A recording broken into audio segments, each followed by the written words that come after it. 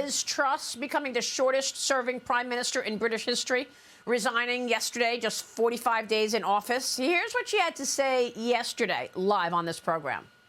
I recognise, though, given the situation, I cannot deliver the mandate on which I was elected by the Conservative Party. I have therefore spoken to His Majesty the King to notify him that I am resigning as leader of the Conservative Party. Yeah, it was pretty much a shock to many involved. Despite her brief stint as Prime Minister, Truss is still eligible to claim a six-figure yearly payout from British taxpayers. Meanwhile, the search is on for the next Prime Minister in the UK, as the UK Treasury may be forced to delay its long-awaited October 31st fiscal plan because of that resignation. Joining me right now is former senior advisor to UK Prime Minister Tony Blair, strategy unit geopolitical strategist and advisor and Fordham Global Foresight founder. Tina Fordham is here. Tina, great to see you. Thanks very much for weighing in. How do you see this?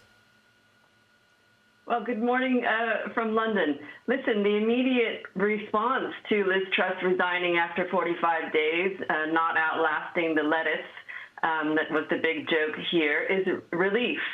The investors, the business leaders that I talk to are very pleased to see Jeremy Hunt in number 11 in the Chancellor's office. That's a very important office here. There will be a new contest to replace her. But let's remember that part of the reason why Liz Truss's program, which was kind of positioned as the second coming of Margaret Thatcher, was so badly received by the markets, was the unfunded tax cuts. So the combination of Liz Truss leaving and the reversal of the so-called mini budget has really brought relief for now. Yeah, I'm not sure what was behind it, but Niall, please jump in. Thanks, Maria, and great to talk to you today, Tina. A question for you. Sir Keir Starmer, the leader of the Labour Party in the United Kingdom, is calling for an early general election. What exactly, though, is Labour putting forward in terms of its economic plans? There hasn't been a lot of detail in terms of their tax agenda, for example, or the broader economic strategy. What exactly is Labour offering to British voters as an alternative to the Conservatives? Well, Labour, as you know, are 30 points ahead in the polls.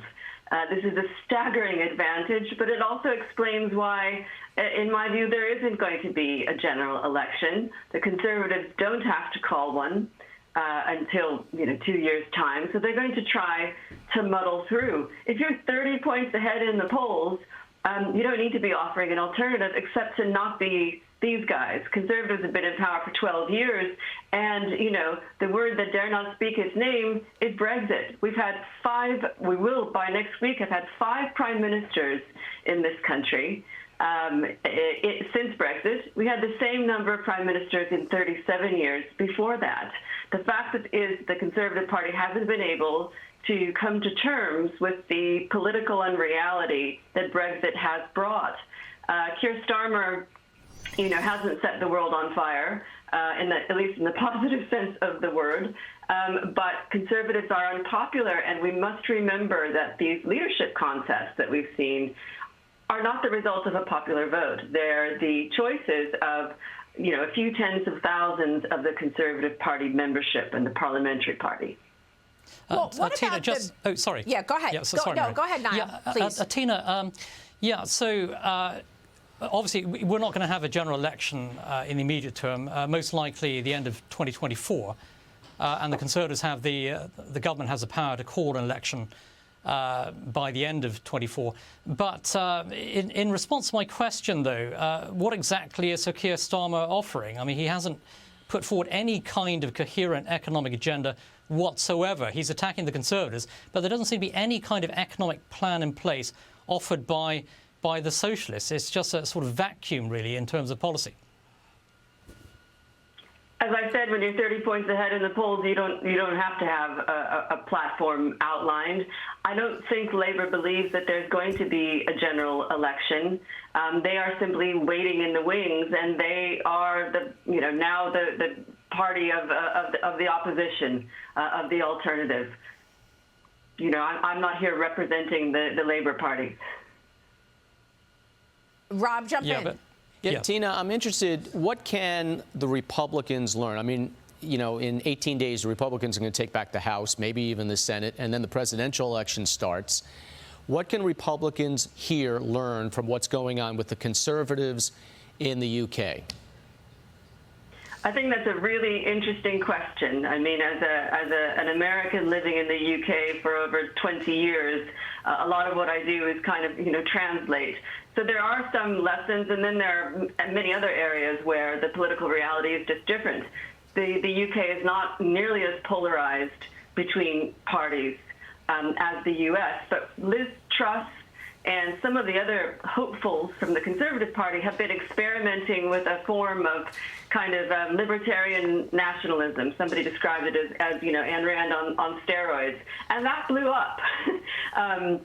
This isn't the market environment or the economic environment to go for huge unfunded tax cuts. So believe it or not, nobody here was asking for a change to the top tier of tax cuts. Some of the other hopefuls who were aligned with Liz Truss have been maintaining a hard line on immigration and trying to introduce some of the so-called culture wars tropes that continue to really resonate in the U.S. They're just a lot less evocative here. Most people, the whole keep calm and carry on really does speak for an awful lot of people who are exhausted from the revolving door. But I think, again, what my clients, investors, and business leaders want to see is the wing of the Conservative Party, which is similar to the kind of old school wing of Republicans, which is economic stewardship and, frankly, maintaining a steady ship. No big changes in policy, that sort of thing. That's the one nation establishment Tories. But, we all are contending with that kind of desire to shake up the establishment. The other thing, by the way, that I think Republicans can learn is about the challenges to central bank independence that Truss suggested. That did not go over well. Yeah, but Tina, in some ways, it feels like she's being made a scapegoat. The Wall Street Journal out with an op-ed this morning saying she is being made the scapegoat for the economic policy blunders that the ruling conservatives have made over 12 years in power, especially since 2019 under previous Prime Minister Boris Johnson. And now there is some expectation that Boris Johnson makes a comeback. Well, and that is defying political gravity, isn't it? Because Boris Johnson's popular in the Conservative Party. He's not very popular to the rest of the country, and here's a kind of below-the-radar angle there. The UK public were very angry at Johnson's behavior with regard to the pandemic and breaking the rules. So that's a big component to his lack of popularity here. There's a word cloud where liar comes out as the most repeated word when it comes to Boris Johnson. He has a real chance. He's in the top 3. But we're going to see what the Conservative Party itself thinks on Monday. They've raised the threshold so that only the sort of top 3 candidates can make it through. Johnson could be one of them. Okay. But the city wants to see Rishi Sunak, the former chancellor, and no more drama. Yep. All right, Tina, great to get your insights. Thank you so much. Tina Fordham joining us on the UK developments.